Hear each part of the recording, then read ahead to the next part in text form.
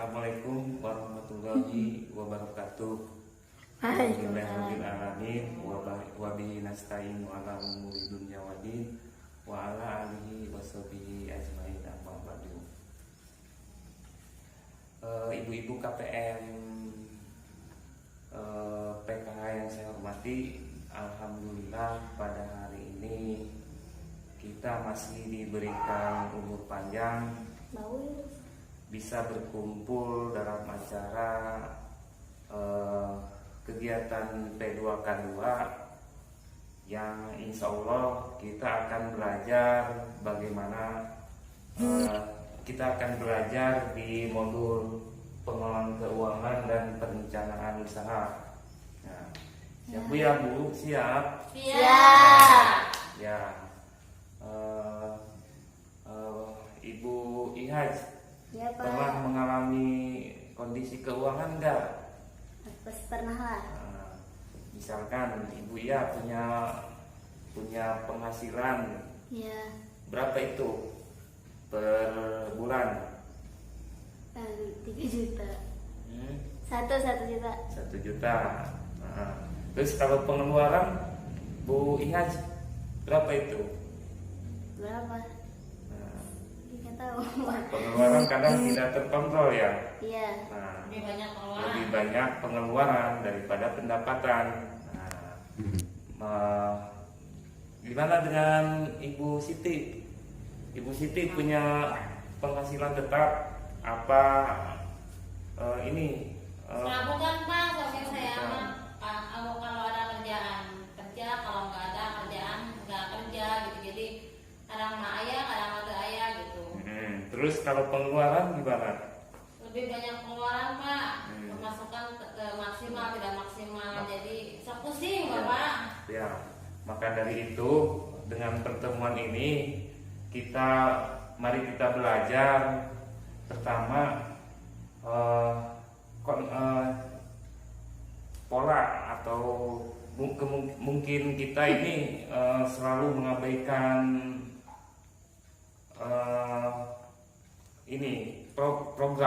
progres mungkin karena tidak terprogram, akhirnya banyak kebutuhan yang seharusnya didahulukan. Nah, pas ketika itu uang kita tidak dapat, tidak ada. Oke, baiklah. Sebelum kita belajar bagaimana cara memahami atau mencatat jumlah pendapatan dan pengeluaran, mari kita alangkah baiknya mari kita tonton video singkatnya tentang Ibu Lili. Ibu Lili itu seorang ibu rumah tangga yang tidak bisa bijak dalam membelanjakan keuangannya.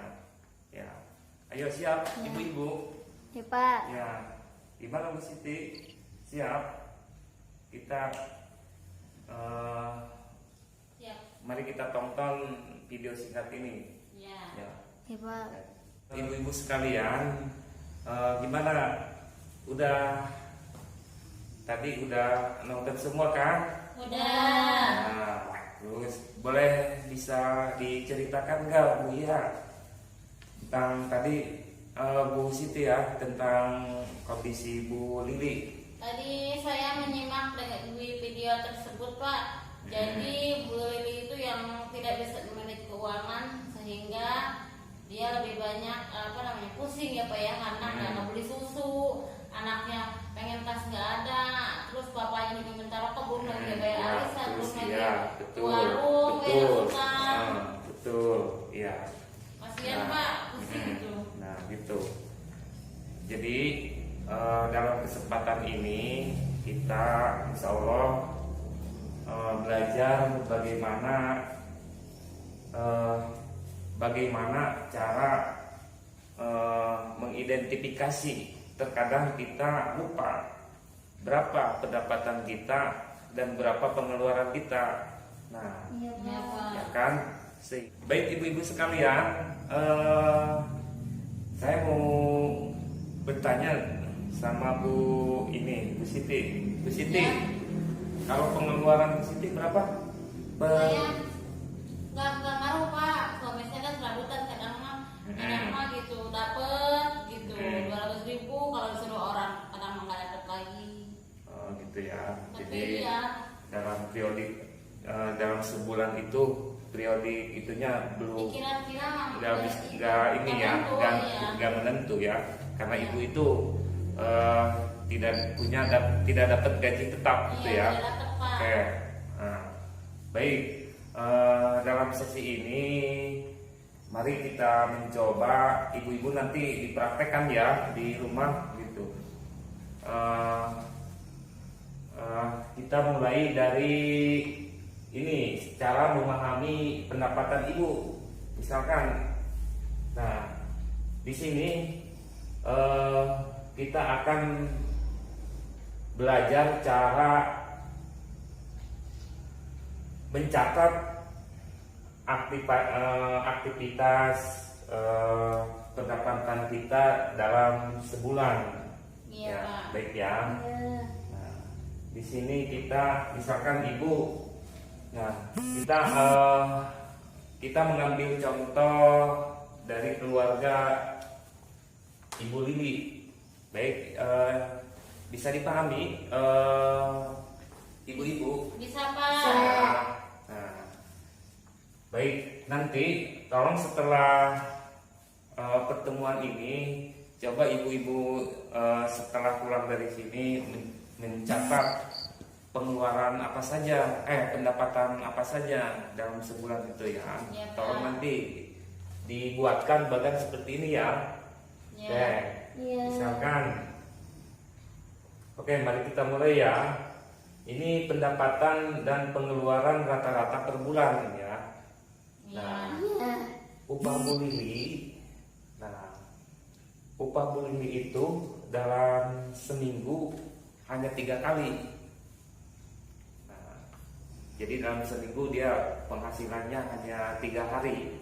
Nah, kalau diambil rata-rata per bulan, berarti 3 dikali 4 minggu, berarti jumlahnya 15.000 dikali 3 hari dikali 4 ya. Jadi karena upah Bu Lili ini tidak tetap ya, maksudnya frekuensi dalam sebulannya, jadi keseluruhan pendapatan Bu Lili itu dalam sebulan 180.000 ya. Jadi kami ya. Nah, Bisa Pak. kemudian upahnya Pak Rusli 30.000 sehari. 30.000 sehari. Nah, tapi dalam seminggu Pak Rusli itu hanya 4 hari kerja. Berarti 4 kali kalau 30. kita mengambil per bulan, dibulatkan per bulan, jadi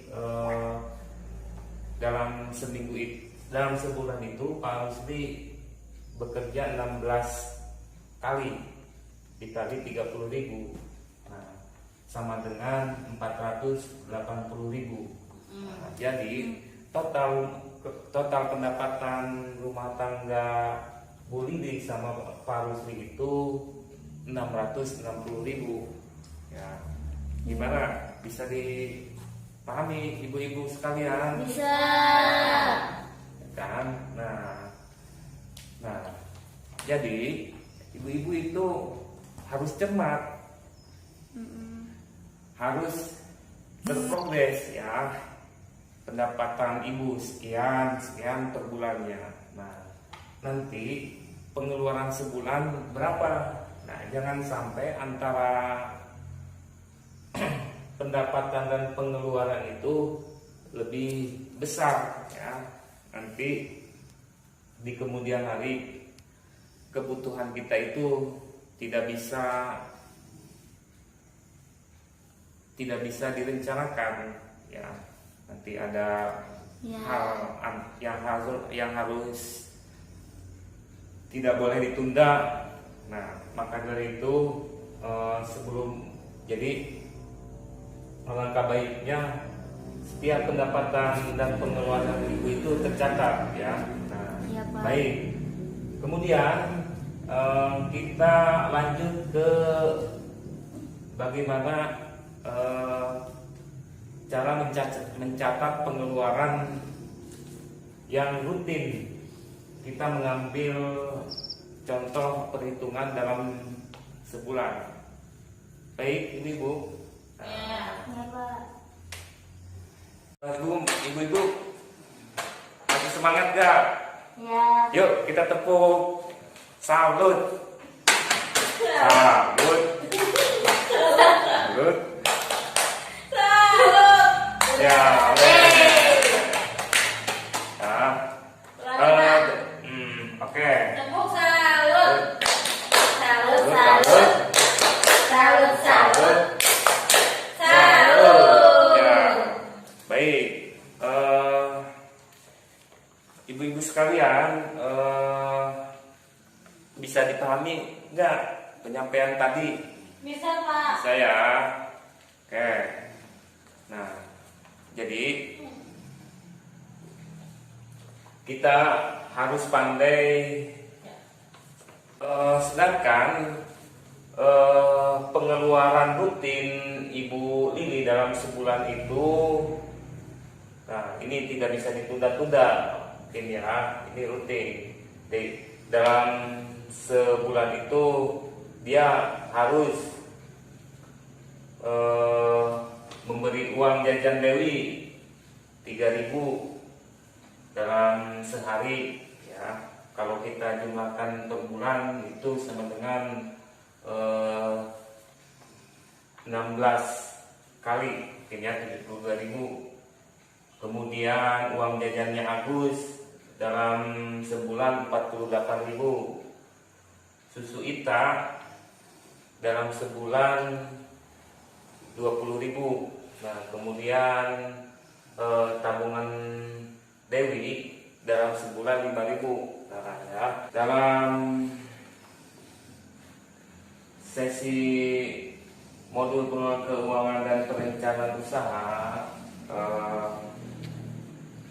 langkah kedua memahami jumlah pendapatan dan pengeluaran. Jadi tujuannya yang pertama, ibu-ibu dapat mengidentifikasi sumber pendapatan dan pengeluaran keluarga serta menghitung rata-rata jumlah pendapatan pengeluaran mereka, ya Bu ya. Nah, kemudian ibu-ibu dapat menentukan prioritas pengeluaran dan menuliskannya dalam anggaran keuangan keluarga. Ya Bu. Kemudian bisa memahami cara mengendalikan pengeluaran sesuai anggaran yang telah dibuat, sehingga kebutuhan keluarga dapat terpenuhi. Baik ya Bu ya. Nah, setelah Ibu belajar bagaimana cara memahami mencatat jumlah pendapatan dan pengeluaran, nah sehingga pertemuan ini bisa bermanfaat dan dapat dipraktekkan nanti setelah pulang ke rumah. Ya, Pak. Ya, mungkin demikian sesi bagaimana cara memahami jumlah pendapatan dan pengeluaran. Cukup sekian kami sampaikan.